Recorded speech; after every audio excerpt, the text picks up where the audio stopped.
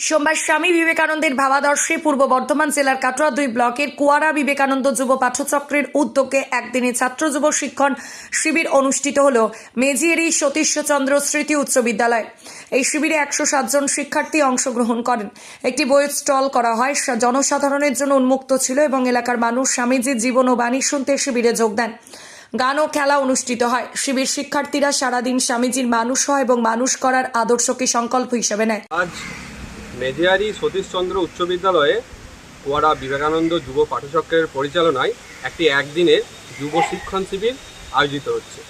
এই যুব শিক্ষণ শিবিরের মূল উদ্দেশ্য হচ্ছে আমরা কি করে আমাদের মনোসংযোগের মাধ্যমে মনের একাগ্রতা বৃদ্ধি করব, কি করে সুন্দর মনের মানুষ তৈরি হব, কি করে আমাদের জীবনটাকে সুন্দরভাবে গড়ে তুলতে পারবো।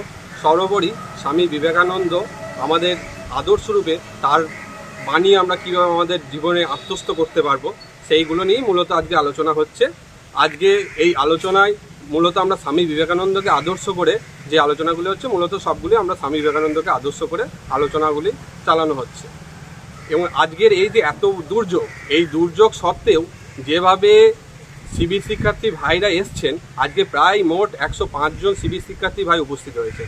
এই দ্বারাই যে এটাই একটা প্রমাণিত হচ্ছে যে কীভাবে স্বামীজির ভাব ধীরে ধীরে প্রচার হচ্ছে। বর্তমান প্রজন্মকে এই বার্তা দেওয়ার জন্য এই অনুষ্ঠান করেছেন একজন। একদম, আমরা বর্তমান প্রজন্মকে যাতে তারা সুন্দর মনের মানুষ হয়, তারা যাতে সুন্দর জীবন গঠন করতে পারে, বর্তমান যুগকে যেভাবে দিশাহীন যুব সমাজ তাদেরকে সুন্দর পথে দিশা দেখানোর জন্যই আমাদের আজকের এই অনুষ্ঠান।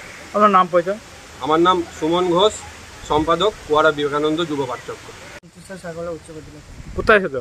আমরা আজ এসেছি এই মেজারি উচ্চ বিদ্যালয়। কি হচ্ছে, কি এখানে কি উপলক্ষে এসেছো? হচ্ছে কি স্বামীজি বিবেকানন্দের কি বাণী প্রশিক্ষণ যুব কেন্দ্রে এসেছে। আজ এখানে এসে খুব ভালো লেগেছে। স্বামীজি নানান বাণী ফানি এখানে অনেক কিছু বলা হচ্ছে, খুব ভালো লাগে। অনেক শিক্ষার্থী আসতে পারেনি, কিন্তু অনেকজনা এসেছে এখানে। কেমন লাগছে এই অনুষ্ঠান? এই অনুষ্ঠানে এসে খুব ভালো লাগে। তোমার নাম? আমার নাম হচ্ছে কার্তিক ছিল। বাড়ি মন্ত্রী। কাটোয়া থেকে রাহুল রায়ের রিপোর্ট, সজাগতা নিউজ, পূর্ব বর্ধমান।